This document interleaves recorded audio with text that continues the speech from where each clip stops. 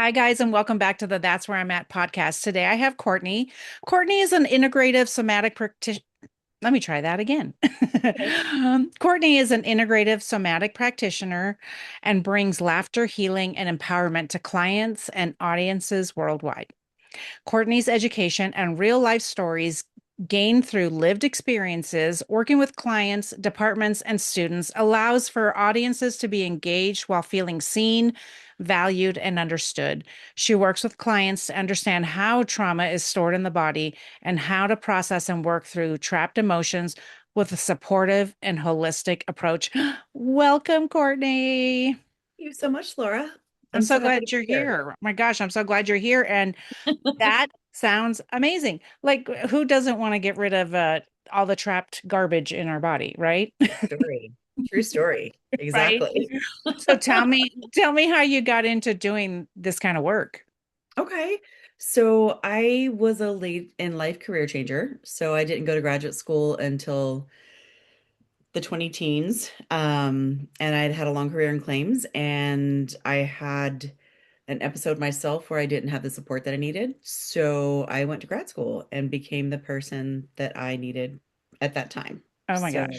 Amazing. yeah. What did you do in grad school? So my degree is actually human services counseling. I have a master's in human services counseling, and while I was there, my mentor was a certified trauma professional. She Oh, uh, volunteers with a trauma organization that goes out and does boots on the ground work with crisis, like after big, huge events, hurricanes, volcanoes, wow. tornadoes. Like after the Red Cross comes in and meets their physical needs, the other team comes in and meets their emotional needs. So I started doing a lot of trauma certification and learning all about that. And then in some of that learning, I learned, pardon that, just Uh, alliteration there. Anyway, that's okay. um, I learned that your body, there's actually a book called The Body Keeps the Score, but your body keeps a record of stuff. Yeah. And some of that, an example of that is if you've ever met someone who seems extremely immature for their age, they're like super Mhm. immature, Yeah. then you later find out they had a trauma at a certain age, say 12, Okay. and they perpetually act like a 12-year-old. Hmm. All of that is stored in their body until they process it and can now move forward Yeah. with learning as an adult. Right. Okay. Yes, that's amazing. And do people even know that that's what they're doing, right? Sometimes, like when you meet certain people, you're like, they're just so immature. They're hard to like connect with. They seem like maybe if they're in a work environment or if you're trying to, I guess if you were trying to date somebody, it would be like we're not at the same level. But Mhm. I guess is that something that just naturally comes out when you're in, say, therapy? Say if somebody decides to go to therapy for something, does that seem to come out then? It can. So there's testing and stuff that needs to be done. I don't do that kind of stuff. I Yeah. just talk to people. Yeah. Like, we're going to talk about what's going on with you right now. And sometimes that does include feedback from other people, right? So Okay. Yeah. we do have our own stuff, but if you've had every employer, every partner, every person, you're so mature, you have to have a skilled person who can kind of go through your timeline with you. Yeah. And then we talk about, okay, this thing happened in the timeline, this thing happened in the timeline, this thing happened in my timeline. And then as someone who's been trained kind of notices, oh, we had this big event at this age. Oh, we had Okay. another big event at this age.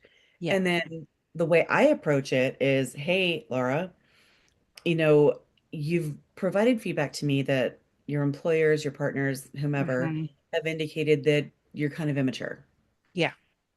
When we were talking, and this is just an example, Right.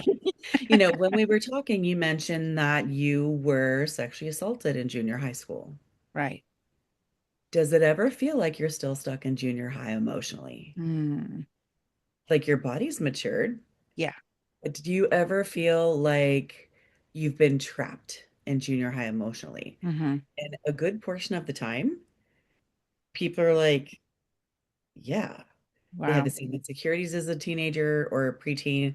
A Yes. lot of those things because we don't learn how to process that. And Yeah. then for many women, that gets stored, especially sexual trauma, gets stored in our lady bits, in our Yeah. hips, and our Yeah. lower back. Yeah. And that can create, I also do a lot of holistic work, but that can create the foundations Hmm. of your body not being able to process that trauma that happened, especially if you never told anybody. Right. And it ends up with cramps, endometriosis, having issues with your cycle, Wow. all those things, in addition to that emotional immaturity. That's okay. That's amazing.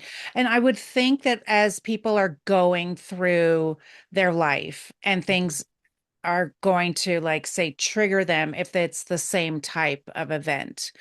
Or I would imagine this, I mean, I'm speculating. I would imagine if there's another traumatic event that might set off something that Yes. would like awaken that part of you that you never dealt with. Absolutely. Absolutely, it can. So, Okay. especially if there's children who the body naturally dissociates, right? Yeah. You have your own trauma story. You know about dissociation. I think a lot of Right. your listeners probably know about dissociation, where you're here, but your brain travels Yeah. someplace else Yeah. to get you through the big, heavy crap. Like Yeah. that's just how we're wired. Yeah. And while you're off in la la land, these things are going on. Your body knows these things are going on. Your brain is has taken a hike. Right. Yeah. So at some point, if that second, especially as little kids, because we have such vivid imaginations Mhm. as children, they could be imagining something. And then if that whatever in their brain comes up and they encounter that later in life, they're going to put the two and two together. Oh, I remember this time that I was having dinner with my family and it just feels really icky and my stomach hurts. Yeah. And so that's another way that the body kind of remembers, because with Yeah. most little kids, it's my tummy hurts, right? Right. Yes. And Uh-huh. then they have that second issue that comes up, and then it kind of perpetuates until you start to deal with it. And it can live in the body in many ways. A lot of people have unexplained gut pain, unexplained Right. GI distress. There's explanation for it. Right. And it's not always the best to relieve it by chemicals that can benefit some people, Right. absolutely. Right. There's other things, excuse me, that you can do that if you de-escalate your nervous system, Hmm. you work through those things to get them out of being trapped in your nervous system, Hmm. then you're able to actually find some healing and work through that. You don't forget the memory. Hmm. Your body will still remember what happened to it, but it won't Right. cling to it. Yes. Yes. That's a thing that, like, with EMDR and things like that, I know that people do that. And that's the thing that people don't understand. It's like that you'll still have the memory, but it's not going to have the same hold on you as before. There's plenty of things I can remember now, and it just doesn't have the same effect on me as it did. And I do know people that it's like, oh, you haven't dealt with your childhood trauma or whatever it is, Yes. and it's like you're dealing with your childhood trauma anyway. You're Mhm. going through life with it anyway. You Yes, might as well, like, deal with it exactly. and get through it.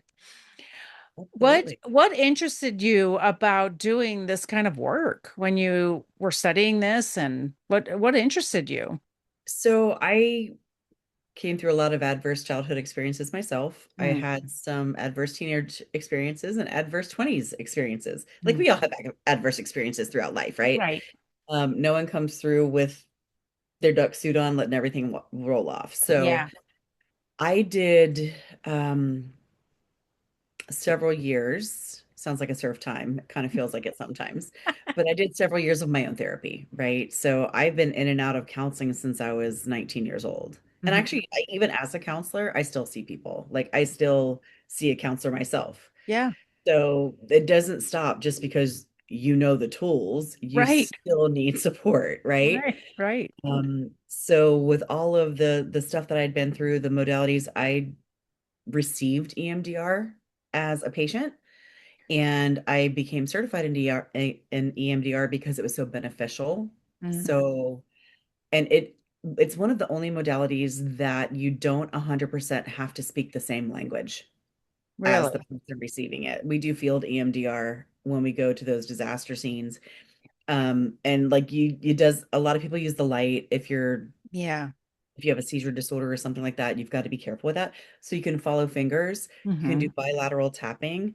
Sometimes I'll do like a group session and we'll do like the butterfly Butterfly. tap. Yeah. Yeah, because Uh-huh. it's literally the bilateral stimulation, or I'll send people on a walk, Oh, not in the okay. gym. Because in the gym, you're looking straight ahead at the TV or you're holding onto the bars. When you're out Oh, on a walk, you're looking around to make sure you don't trip over the cat, that, that tree branch doesn't hit you in the face. You're looking oh, around. And so that's actually how EMDR was invented, oh. was Francine Shapiro went for a walk in the park and Uh-huh. noticed after that walk, her eyes going back and forth made her feel better. So she started doing studies, and that's Oh. how it was invented. Oh my gosh. No wonder walks are so good. Yes. There's so many reasons, but I didn't even think about that. That's so Mhm. interesting. So, but do we need to be actively thinking about something, like a trauma or something while we're doing the walk, or is it just really the regulation of our nervous system plus It could the bilateral motion there? it could be both. So Okay. if there's something that you want to work on, I highly recommend making sure you're working with a trained professional on it. Hmm. And full disclosure, I am not licensed. I waived my license so I can work with anyone anywhere, but that doesn't mean I don't have the training. Right. So, just vet your person. Just vet Right. the person you're talking to. Like if it's somebody who got paid 49.99 and got a certificate, that's not your person, Yeah. right? Yeah. Ask It's perfectly okay to ask about their credentials, because if you get activated trying to do self EMDR while you're walking and you don't know how to deactivate yourself and Yeah. bring yourself back to present, because you've done EMDR at the end of the session, what do we always do? We bring you back to the here and now in this room, Right. Right. present.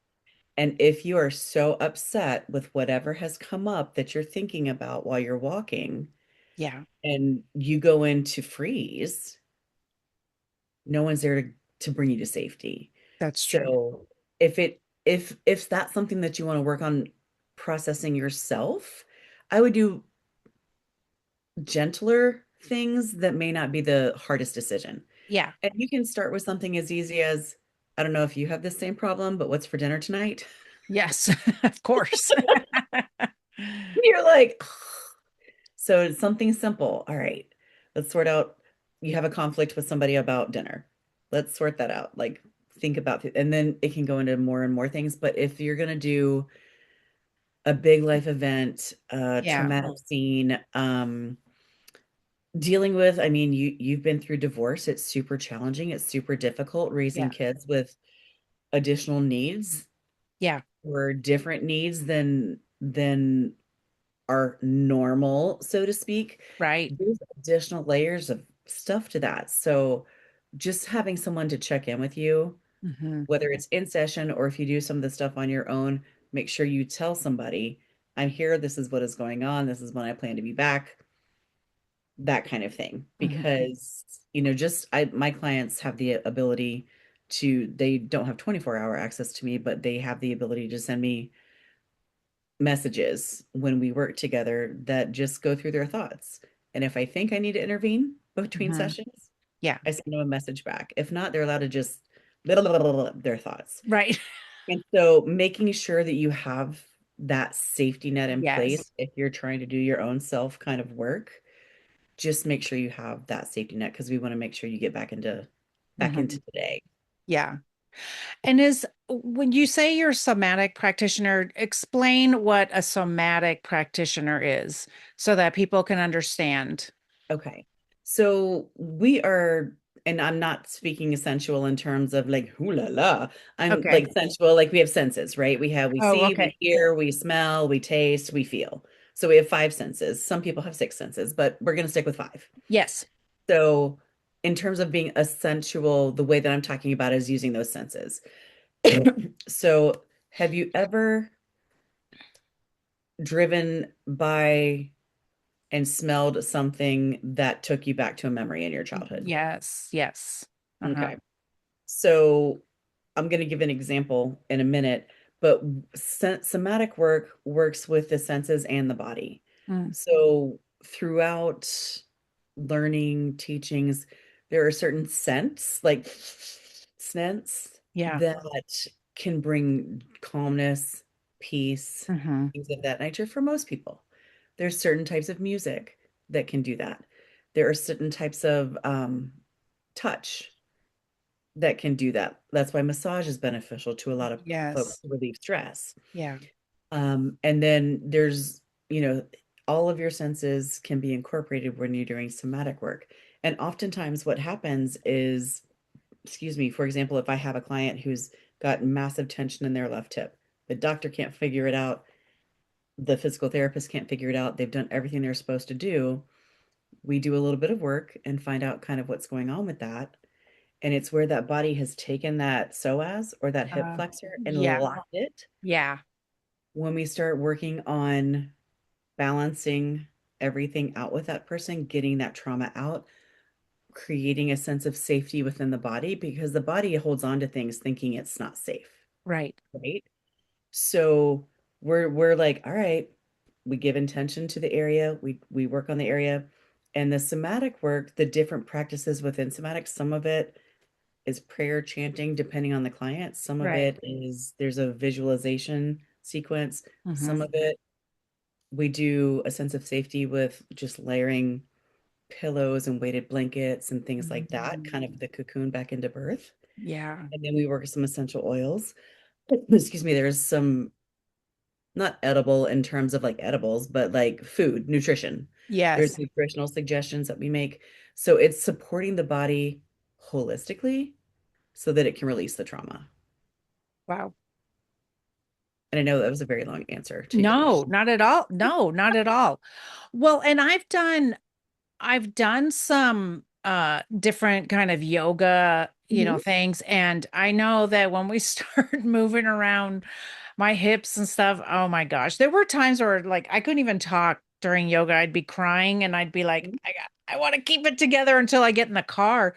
And it's just must have been the right kind of work that I needed at that time. And we weren't even like it wasn't a particular thing like, hey, we're gonna go deal with trauma Right. today. It was just something that my body was reacting to. Mhm. You may have felt safe enough in that space, especially with the deeper breathing, because we Yeah. do a lot of breathing in somatic work.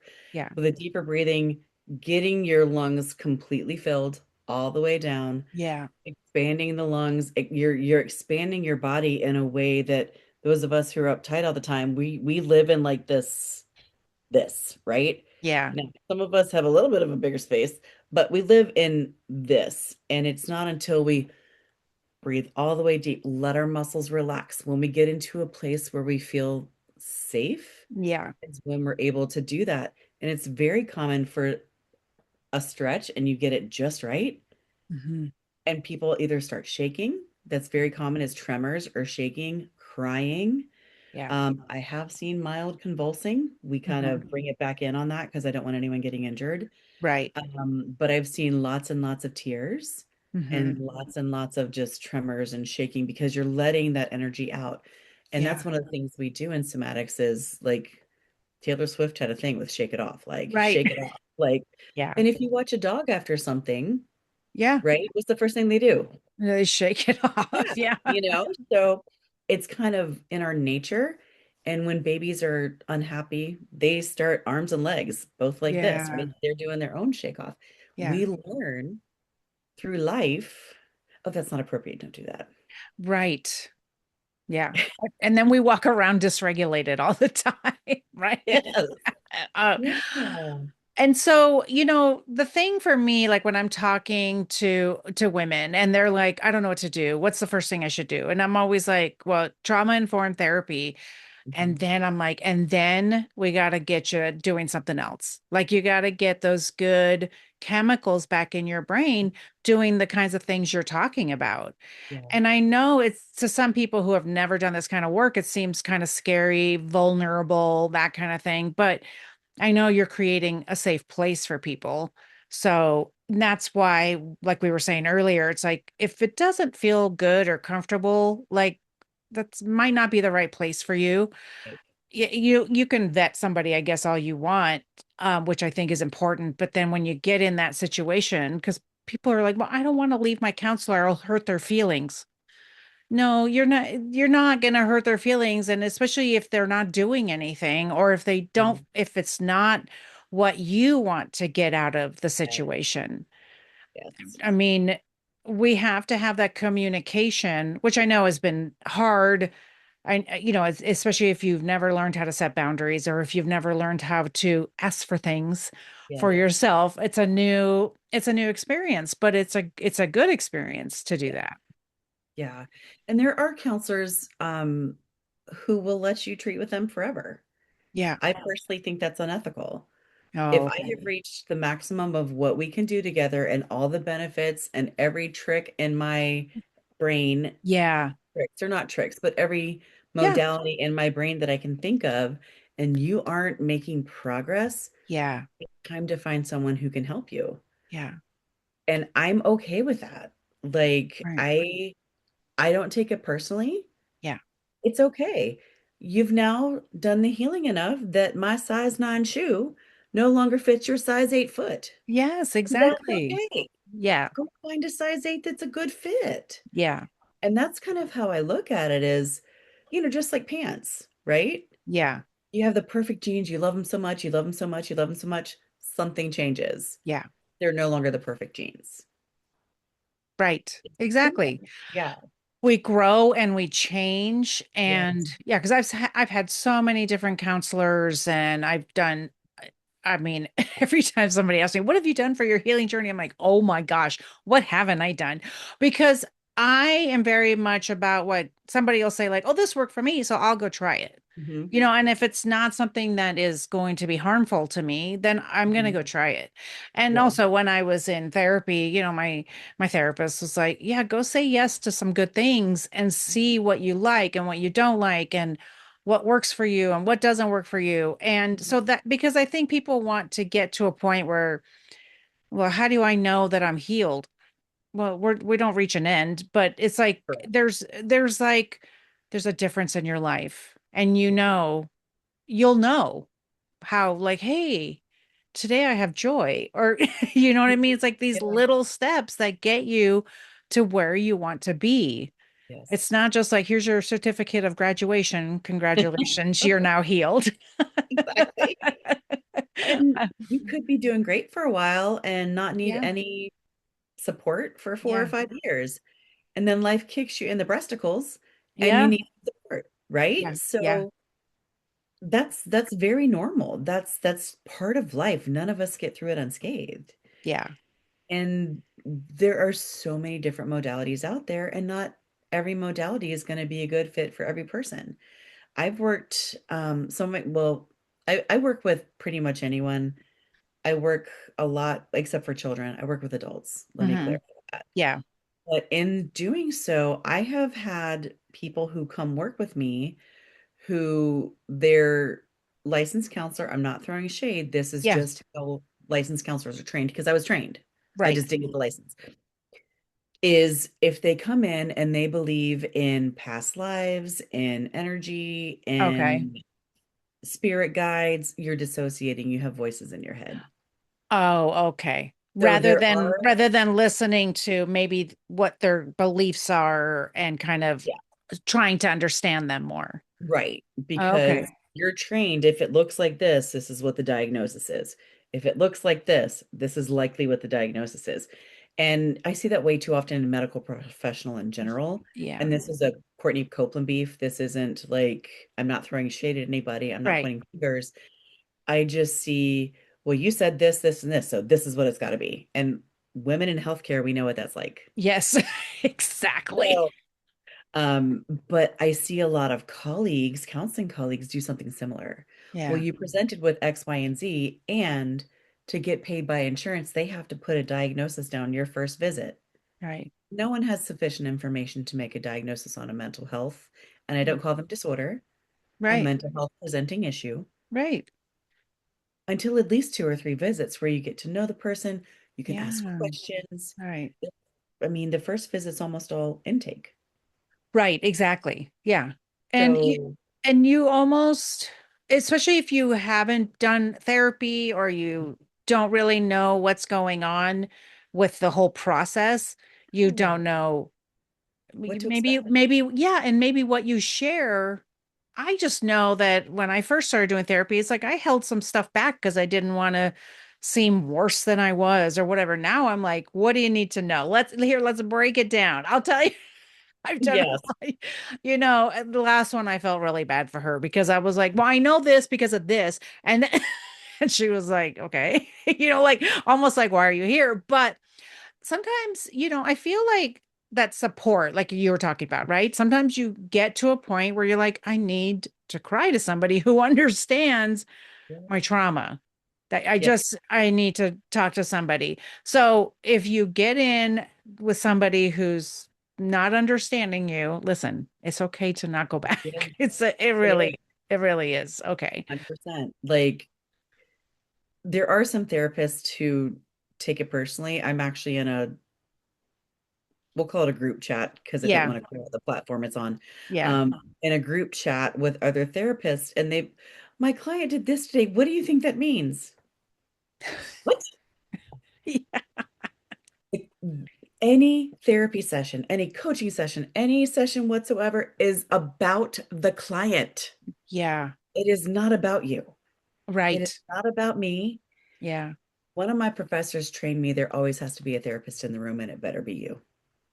Oh, well, there's an idea. Like when you're Yeah. like, obviously, when I'm in therapy with my therapist, she's the therapist, not me. Of But course. Yeah. in training as a counselor, there always Yeah. has to be a therapist in the room, and it has to be you. Rather than allowing the client to be like leading the way or something or what? Well, they can, but in terms of don't let what the client is presenting to you overwhelm you to the point that now Okay. I have heard some shit, Yeah. okay? There have been times that I have had tears come out of my eyes in working with my clients. Yeah. That said, as soon as that happens, I'm like, you're listening to their story. This is not about you. And 99% of the time for me, it is because I am insanely pissed at what has happened to them and Right. it's team, Yes, of or course. my heart is so broken for Yeah. what has happened to them as another human being. hmm I am just, and I'm like, I'm not crying. Please continue. I am so upset on your behalf. Please continue. Right, exactly. Like, yeah, You know, keep talking. Don't worry that it's affecting you. right. Get Because that kind of thing. what's the thing here in the States that we do? Yeah. Don't Stop cry. crying. Don't Yeah, cry. don't cry. Yeah. Yeah. And Yeah. depending on where you're raised, don't cry, I'll give you something to cry about. Right, exactly. Right. Yeah. So, Yes, exactly. and if you don't know what to expect in therapy, then the client can come in and be like, hi, where do you Yeah. want me to sit? But I'm And that like, crying is a bad thing. Like it's like, yeah. I'm so sorry I'm crying, which I every once in a while I'll catch myself saying that. And I'm like, I have to stop doing that. I've really caught myself. I Mhm. don't want to say that because I know that I have a soft heart and my body is regulating with Yeah. crying. Yes.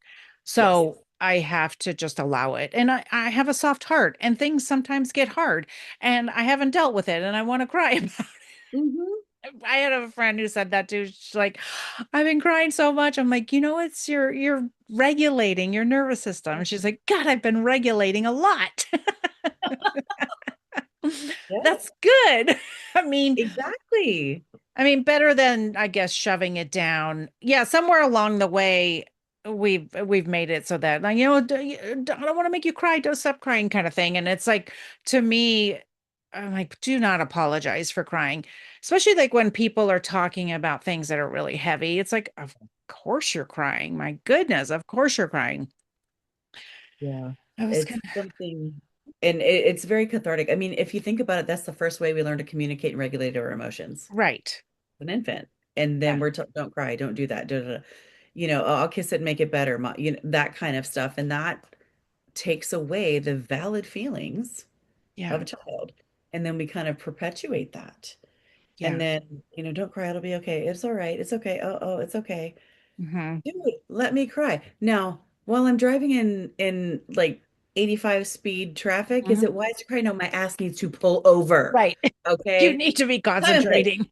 Like, Yeah, yes, let the emotions out, but I need yeah. you to be in a safe space to do it if you can. Right. Obviously some things there's no time and place, right? But if there's a way that you can make sure you're safe while you do that, please do. That's Yeah. just, but there's just so much that the body stores, and that's Yeah. one of the things that we encourage all the time. Yeah. Like people Yeah. carry around all the time. So, There was something that happened recently, and I was telling my friends, and I was like starting to cry about it. And I said, I don't want to start crying right now because I know I'm gonna have a really big sob fest about this. So I'm gonna do it later. And they looked at me, they're like, "You're planning, you're crying?" I go, "Oh yeah." Because I'm gonna be in my room by myself and I'm gonna sob about it. I might have my journal. I'm gonna mhm. I just knew, I had to like make a plan to go, like really deal with it because I'm like, every time I bring this thing up, it keeps coming up, which Mhm. is fine. But I'm like, I gotta go sob about it. Yeah. And then you kind of work through it. You're letting things go, Yeah, moaning we do a lot of moaning, guttural, ah! Like I yeah, want you to get it out. I yeah. have been pooped on. I have been peed on. Oh my It's goodness. not intentional. It's just I want you to release everything. Yeah, Let it go. yeah, And it's not like they were like, "Oh, hey, no." They were just in such an emotional state that when yeah, we were working together, yeah, that they literally let everything go. And we ended like kind of lots of shaking, lots of crying, lots of moaning. And towards the end, it was almost like a feather fell to the ground, yeah, with a little bit of a whimper. yeah, And then I just let the client be. And we're like, okay, let's do some breathing. Let's bring it back to now. That was excellent work. yeah, Cleared a lot of that tension, a lot of that emotion from your body. And then the next days after that, if we do have and this is for a big heavy cry too. You need yeah, lots of proper nutritional support. Please don't go get fast food and shove shit in your body. right. Please try to have some vegetables and fruits. Please keep your electrolytes up because you have cried. Your tears are more saline than Yeah, regular. So put those electrolytes back in the body, support yourself, do some sleeping, lots and lots of water, yeah, get in the sun if you can, like not bake, but if it's hot, sit in a window where there's air conditioning and you can actually get light on your face. yeah, Do things to bring yourself back to now, and then just remind yourself, I let all that go. I'm proud of myself for letting that go. yeah. I don't have to carry it anymore. Right. And I am safe in the here and now. That's the part I love. We don't have to pick it back up after we set it Mhm. down. We don't Nope. have to pick it back up. I think sometimes people think that, I know that was something in the past. And I'm like, no, I'll just, nope, you don't have to deal with it anymore. It's dealt Yeah. with. I want to talk to you about laughter because Okay. it's just so important. And when I first started doing my podcast, I was like super serious and I wasn't going to laugh because that's not the way you do it. But then I started to learn, I'm like, no, like there's something that happens when we laugh. And especially I was on a podcast yesterday talking about everything. Every time I just start laughing, and she's like, "You've really like healed through this." I'm like, I have, to the point where I can just laugh because I have empathy for my old self, what she Mhm. went through, what he did, all those. I just like, I just can't believe it. But I'm at a different place now. So Yes. but I know we can get those good chemicals back in our brain with laughter. So talk to me and talk to us about that and how it's okay to be laughing. It's there's a line. I was in the show Steel Magnolias 100 years ago in high school, and one of my favorite lines from that was laughter through tears is my favorite emotion. Yes. It's Dolly Parton's character said Yeah. that, but it's the truth because number one, what do we have to do when we're laughing? Breathe. Okay. Yeah. And so when you're laughing, your breath comes in faster, Mm, and sometimes it'll come a little bit deeper. And it's just like if you've ever heard a dog or a baby regulate. yeah. When we're laughing, it's similar. It's like, Yeah. so Yeah. you're it's very similar. So it's a way to regulate, Yeah. right? And singing, humming, those are other good ways to do it. But laughter also takes away a little bit of the heavy, takes away a little bit of the darkness. One of the things that I do with my clients is if we're having a bad week, we have a midweek dance party. Wow. And I need you to find a song that speaks to you, preferably not loud metal, because that's just gonna like push you down. Okay. But, how about Celebration from Kool and the Gang? That's Yeah. a pretty upbeat, it's pretty benign, celebrate. And I want Yeah. you to bump it. I want you to get out there and dance. Yeah. And by the end of that, you have so much energy that's come into your body. Hmm. Most of the time when people dance, unless they're competitive dancing, but most of the time when they dance, they're either laughing or smiling Okay.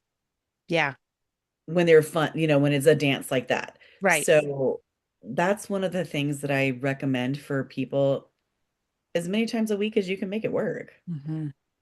And Yeah. then instead of watching doom scroll of whatever, put on a funny movie, put on a Yeah. laugh track, put on something that you find funny, because we all find different things funny, right? Yeah. Yeah. Sarcastic, hot mess. So I like a lot of sarcasm. But there's other people who prefer like Nate Bargatze, Yeah. stuff like that. So put on what you find joy in and laugh, and Hmm. then look at ways to laugh at just things in life that happen. Hmm. Once we start healing from trauma, not everything is gloom and doom all the time anymore, because when we're in the thick of it, Yeah. there's no laughter, there's no light, there's no any of that. But when we start doing the healing, we start noticing, oh, that kid ran over. This is going to sound mean. That kid ran into a light bulb. Hope he's okay. Right. You know what I Yeah. mean? We just Yeah. can't help it. That's just how Hmm. nature works. Or, a dog does something silly and you just start cracking up. So, Yeah.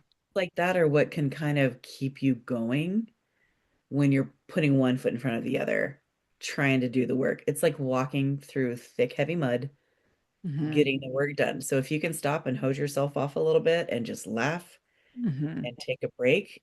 And if you need to take a break during your healing, that's okay too. Like if you need downtime, that's Right. because Yeah. we need to process what's coming up. It's not, oh, we talked about this week. Oh, let's go next week and talk about this. No, no, no, no, no. That stuff comes up and Yeah. it'll sit on the surface until you work with it. Right. Yeah. Yeah, I had something come up for me some time ago, and I reached out to my coach and I was like, I don't understand. I can't believe I'm triggered by this. And she's like, of course you are. Like things happen.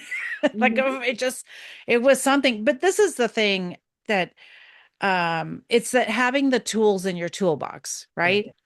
And so I thought, well, I have the tools in my toolbox. This is how I'll get over this trigger. But it still like knocked me down for 4 days. I'm like, what happened? That's what it was. That's what happened. And so I sort of was like, oh no, I feel like a failure. I have to go, I'm going backwards. And it's like, no, I'm not. It just knocked me down for a minute Mhm. and it's fine. A human being. And of course, this knocked me down. I have to remind myself because I can tell everybody on social media, like, you're going to be fine. And then other days I'm like, oh my God, It sucks. oh You're my God, not. why?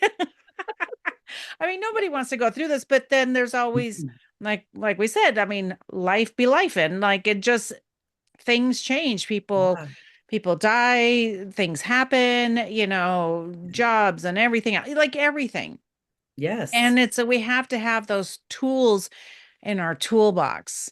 And Yeah. that's what I want people to understand. It's like all the things that we're learning, going to see you, going to see therapists, going to do other healing work. It's like this another tool in your Yeah. toolbox. I get all the time, like get questions and like, what should I do? I'm like, go to YouTube. Like, I don't know, start doing something, like find something. Like today, find something, and then we'll hook you up with Yeah. somebody. Yeah, absolutely. And I like it when we talk about toolkits, because when we go to build something or take something down, we Yeah. never use just one tool, Right. right? It's Oh, never just yes. the back part of the hammer, right? It's never just a pair of scissors. It's never just the saw. Like when Yeah. you build or deconstruct, because sometimes with therapy, we're deconstructing those walls you put up, right? We are Yeah. bringing in a safe space. So we're taking that stuff down brick by brick. Yeah. Sometimes I need a chisel, sometimes I need a sledgehammer, Right. Yeah. so I just want people to understand, and not every tool works for every person. Oh, That's love why that. there's so many out there. Yeah. And the my bestie was seeing a counselor and she was like, this dude, I'm telling him this, this, and this, and he doesn't even, I asked him what to do and he said, I really don't know. And I was like, your counselor told you that? And she's like, yeah. I said, sweetheart, I know you can't see me for counseling because we're best friends, Yeah. but this is what I want you to do. And it's actually my signature program is start with just one breath. Yeah. Literally start with one breath. It doesn't even need to be deep. Just breathe. Just, Yeah. okay. We got one down. Can you do Yeah. two? Yeah. Another one. Give me another one. And so I got her regulated over breakfast, which Yeah. is something that the person she was working with didn't have enough tools in his toolkit Right. to help her. And Right. no, And a little shade to that dude, because what, come on, dude. right. Exactly. But, I'm like, you but, can't. Or even to say, like, I'm not sure, but I will figure it out, or I will get yes, you some information. But then yes, this is why people say, like, oh, I just would go and they would just take notes and they wouldn't really say anything to me. I would just talk the whole time. I'm like, okay, but if that's not what you need, then that's not the right person for you. and Because see, that is not the way I do things. Like I need you to talk back and forth and say, this, you're on the right track. And these are the tools you can do until we yes, see, each other again. And that I need to have something going on like that. yeah, yeah. There should be somewhat of a treatment plan Yeah. in terms of the goal is XYZ. Like if the Right. goal is for you to come and bitch at me for an hour every week, I'm going to teach you how to make friends. Right. Like, that's not the best use of either one of our time or your money, Right. because if you're not willing to put in work when you work with me, that's just me personally. There are other counselors who Yeah. they're okay with, your court mandated whatever. We'll sit here and stare at each other for 45 minutes. But if the counselor is not providing what you believe you need, ask, Right. hey, I need some tools. And if they're like, well, I'm not sure what I can offer you, ask to see someone else. Yeah. And sadly, with the way that insurance is in America, certain panels or certain doctors and stuff, Yeah.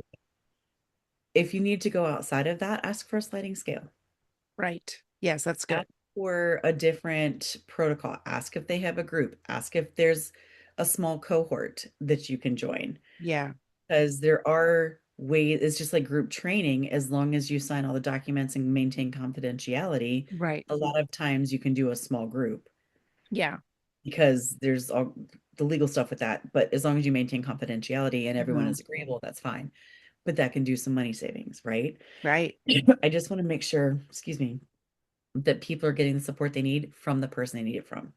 Right. And it's like Exactly. you said, if again we got a size 9 shoe and you're now a size 8, or you walk in and you wear an 8 and they're a 9, it's not a good fit. Right. Not a Right. good fit. And there's nothing wrong with that. You go in certain grocery stores, you buy the groceries you want to buy. Yeah. Right.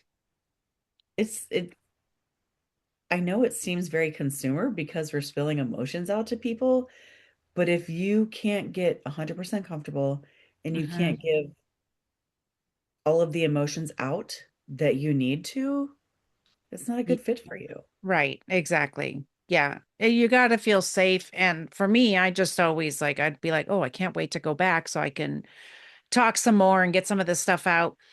I did a divorce group when I first got divorced, and it was not the right fit. And those are the Mhm. kinds of things that where I went through the whole program because I don't remember why I did that, but I think I wanted to Yeah. see it through to make sure I wasn't being like, was I being too judgmental? No, I wasn't. It just was not the right program.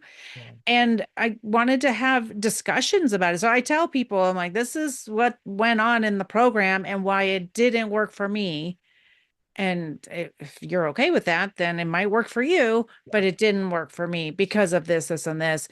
And actually did call the organization and talk to them about it and say, like, this is why it was a problem. Mostly it was about abuse. The Mhm. divorce group did not have anything for abuse. And so it was very just like healing from getting a divorce. And it's like, but that's not enough. If you've been in abuse, it's a Yeah. different way to go. We have different discussions. We don't look at the good times. We don't look at ourselves to find what we could have done differently. No, we're not responsible for someone abusing us, those kinds of things. And so those are the conversations I had to have with the organization to say, like, oh, you guys are woefully unprepared for abuse. That's why when you go to someone who's not trauma informed, Mm. if they don't know, you might hear things like, well, maybe you can reconcile, or what was your responsibility in this situation? That we don't blame for abuse. We just, Right. of course we can look at our own patterns and learn from that and see Right. what we've, the patterns we have Yeah. that got us there, that got us in with this person. I mean, it's never our fault, um, but those are the things that I've unraveled, in my time during the healing was like, what were Laura's patterns? Well, there's a reason why around her was abusive Yeah. because I just did anything to be loved. And Yeah. so we got to find the right person who can help us see that and unravel that.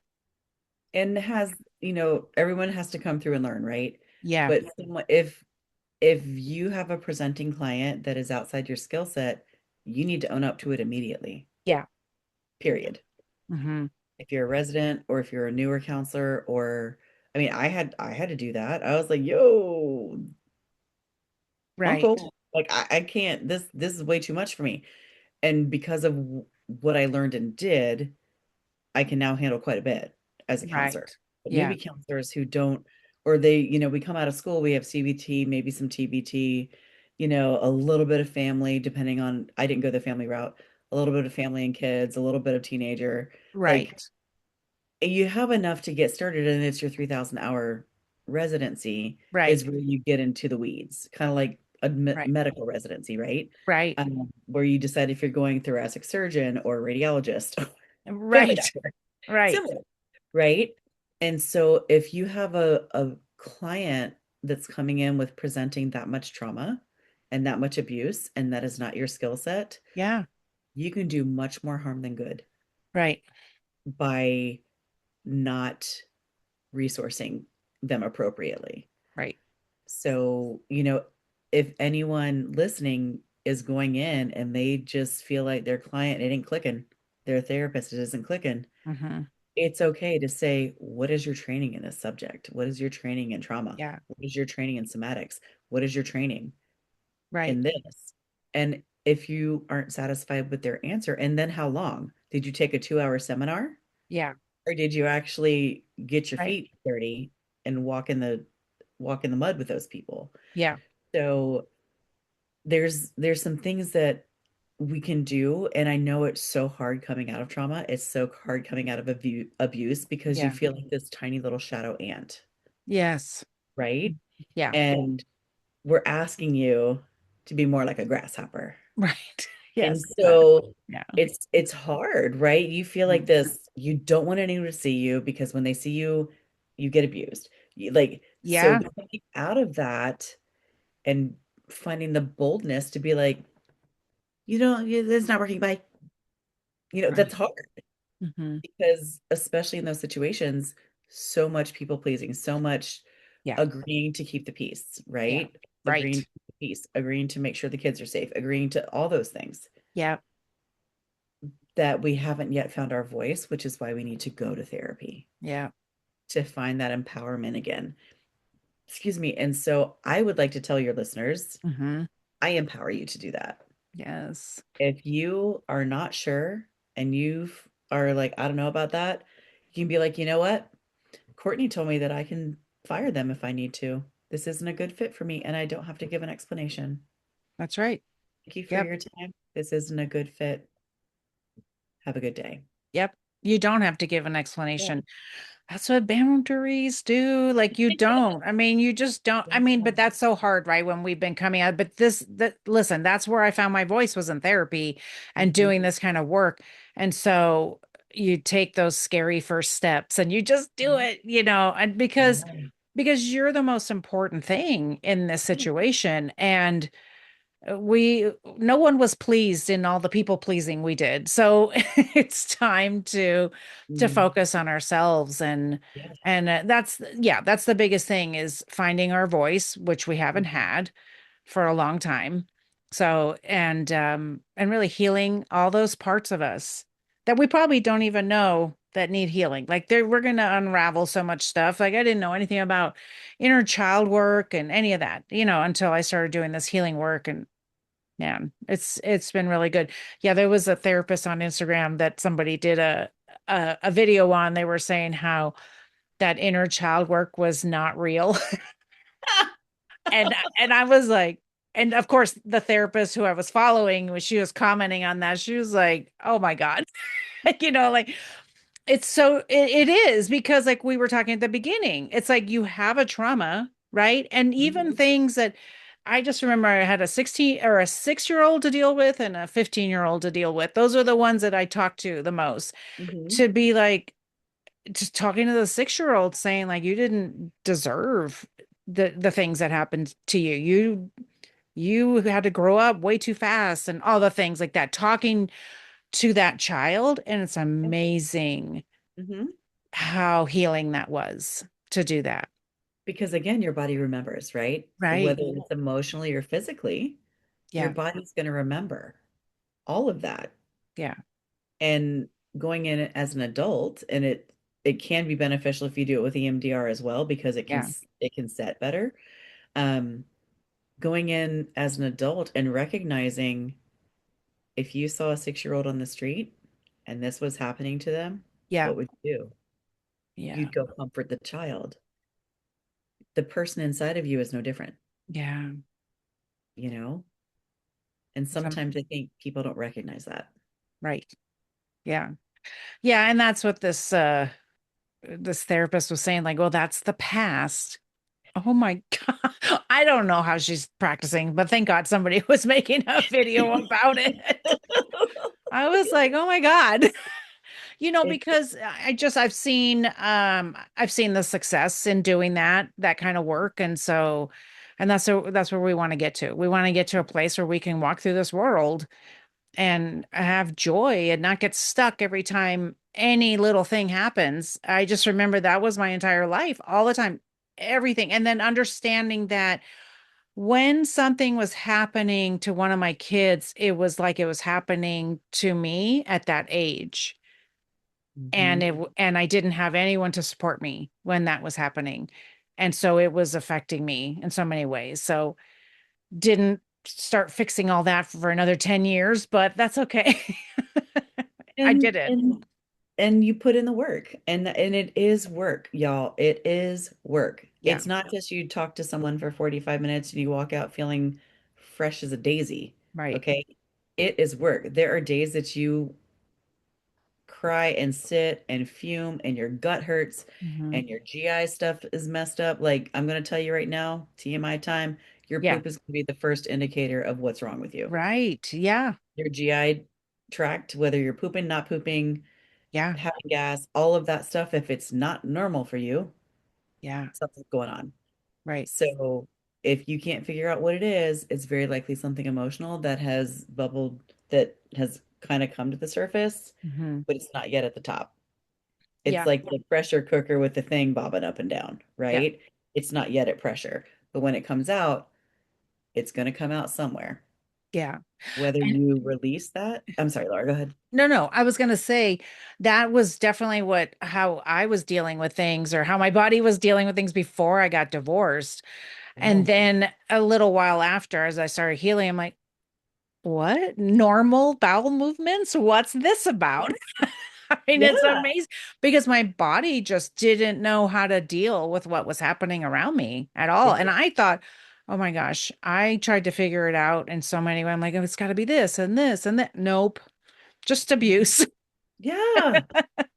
Literally, your gut is the first thing that's going to be off, because the vagus nerve actually has more nerve endings than your brain, Yeah, and it ends in your gut, so it connects to the bottom of your brain, your stem, all yeah, the way into your gut, and it looks like it basically looks like an upside down brain.